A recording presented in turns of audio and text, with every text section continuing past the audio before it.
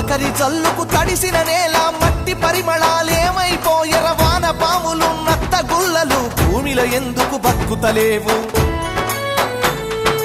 పత్తి మందుల కత్తర వాసన రాయి పంట పొలాలల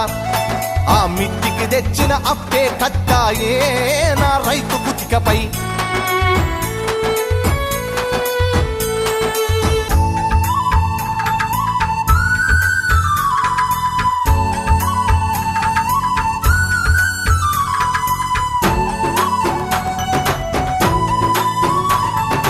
హరిశ్చంద్రపద నాటకాల పంతులారు మోనియం చెదలు పట్టినది యక్షగానము నేర్పే పంతులు ఉప్పరి పనిలో తట్టబట్టినడు